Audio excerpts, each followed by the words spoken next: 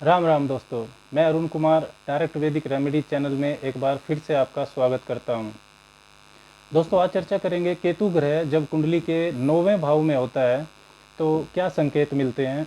Understanding of Ketu in the 9th house of horoscope.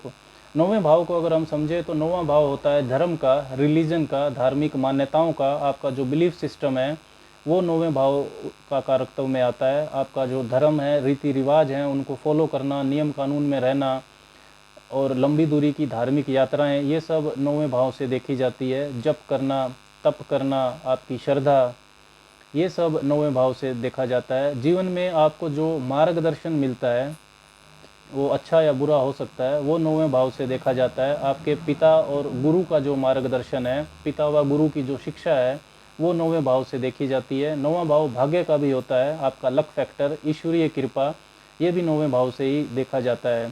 Ketu को अगर हम समझें तो केतु आपके past life deeds, past life expertise को बताता है। पिछले जीवन के आपके जो अनुभव हैं उनके बारे में बताता है। केतु जहाँ भी बैठा हुआ होता है उस भाव की चीज़ों के ऊपर आपने अपने पिछले जीवन में काफ़ी वक्त और मेहनत खर्च की थी, ऐसा संकेत मिलता है। अब इस जीवन में केतु उन चीज़ों के प्रति आपके अंदर जो लगाव है, पैशन है, उसको कम करता है। उन चीज़ों के लिए आपके अंदर लापरवाही पैदा करता है। केतु अध्यात्म का, मोक्ष का, स्पिरिचुअल एनलाइटमेंट का, साइकिक एबिलिटी, पूर्वाभास की शक्ति, इंट्यूटिव पावर, दार्शनिकता, इन सब का कारक है। केतु अगर नवम भाव में है तो आपने अपने पिछले जीवन में धार्मिकता, धार्मिक मान्यताओं को परंपरागत ट्रेडिशनल तरीके से जीने में, उनको फॉलो करने में काफ़ी वक्त खर्च किया था, ऐसा संकेत मिलता है। केतु सच की खोज करने वाला ग्रह है, अवचेतन मन, सबकॉन्शियस माइंड में झांकने वाला, आत्मा से परमात्मा का मिलन, इस तरीके की जो सोच है वो केतु देता है। तो केतु किसी भी बंधन में बंधना नहीं चाहता, नियम कानून में बंधना केतु को पसंद नहीं है, इसलिए केतु एकांत, अलगाव का कारक है। केतु धार्मिक मान्यताओं के बंधन, रीति रिवाजों के बंधन, इनमें भी बंधना नहीं चाहेगा। केतु अगर 9वें भाव में है तो ऐसी सोच देगा कि रीति रिवाजों से मोक्ष नहीं मिलेगा। अर्ली लाइफ 35-40 साल की उम्र तक हो सकता है आप अपनी धार्मिक मान्यताओं का अनुसरण भी करें, लेकिन केतु, विशेषकर केतु की दशा अंतर्दशा में जो आपकी सोच है वो धार्मिकता से अलगाव वाली होगी। आप उच्च दार्शनिकता को सुनना पसंद करेंगे। सच्चा अध्यात्म, ट्रू जो स्पिरिचुअलिटी पाथ है, जो अपरंपरागत भी हो सकता है, उस पर आप चलना पसंद करेंगे, वो रास्ता चुनेंगे। केतु 9वें भाव की चीज़ों से अलगाव पैदा करेगा। केतु का डिस्पोजिटर, यानी केतु जिस राशि में बैठा है उस राशि का स्वामी अगर निर्बल है, पीड़ित है, तो आप अपने धर्म के खिलाफ भी खड़े हो सकते हैं, धर्म पर सवाल भी खड़े कर सकते हैं। अपने पिता व गुरु का जो मार्गदर्शन है वो आपको समझ नहीं आएगा, उसके प्रति आप लापरवाह होंगे। केतु जहाँ बैठता है वहाँ पर सवाल खड़े जरूर करता है, तो आपको मिलने वाला जो भी मार्गदर्शन है उस पर आप सवाल खड़े करेंगे। और पिता के साथ 9वें भाव में केतु वैचारिक मतभेद भी देता है।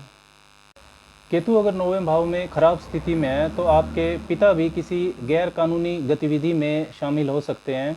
ऐसी स्थिति में हो सकता है कि आप किसी सही मार्गदर्शन से वंचित रह जाएं।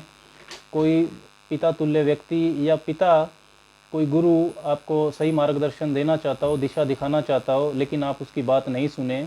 इसका कारण तीसरे भाव में उपस्थित राहु की ऊर्जा भी हो सकती है, क्योंकि राहु जहाँ होता है उन चीज़ों में आपका विशेष लगाव होता है, पैशन होता है। तो तीसरे घर का राहु आपको साहसी बनाता है, आपकी जो संवाद शैली है, कम्युनिकेशन स्टाइल को एग्रेसिव बनाता है, रिस्क लेने की अक्षमता को बढ़ाता है। तो हो सकता है कि किसी से शिक्षा लेना आपको पसंद ही ना हो। इसके विपरीत अगर केतु का डिस्पोजिटर, यानी केतु जिस राशि में है उसका स्वामी शुभ स्थिति में है, केंद्र या त्रिकोण में है, मजबूत स्थिति में है, तो आपके पिता अध्यात्म से जुड़े हुए हो सकते हैं। आप उनकी दार्शनिकता से काफ़ी प्रभावित होंगे, उनसे आप प्रेरणा भी लेंगे।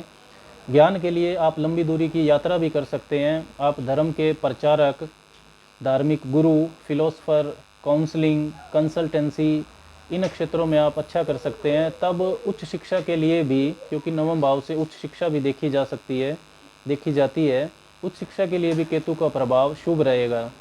केतु की जो 5वीं दृष्टि है वो लगन पर जाएगी, तो आप अपने शरीर पर, अपनी प्रसिद्धि पर, अपनी पहचान पर ज़्यादा ध्यान नहीं देंगे। पहला भाव इन्हीं चीज़ों का होता है।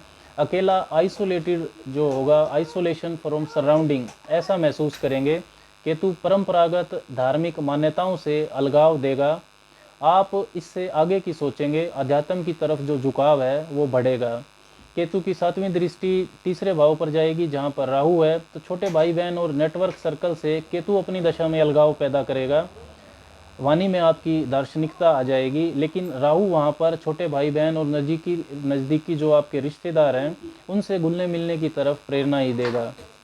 केतु की 9वीं दृष्टि पंचम भाव पर जाएगी, तो कला, रचनात्मकता, रोमांस, प्रेम, इन सब से अलगाव देगा। डिटैचमेंट वाला भाव केतु अपनी दशा में देगा। केतु की दशा में जीवन में जो आनंद है, फन फैक्टर, वो कमज़ोर रहेगा। आध्यात्मिक क्षेत्र की शिक्षा, रिसर्च के जो क्षेत्र हैं, अन्वेषण के, उनके लिए केतु का प्रभाव शुभ रहेगा। दोस्तों, केतु के 9वें भाव में होने पर ये जो फल मैंने आपको बताए हैं, इन फलों में अन्य ग्रहों के प्रभाव से बदलाव होना संभव है। आज के लिए बस इतना ही। राम राम।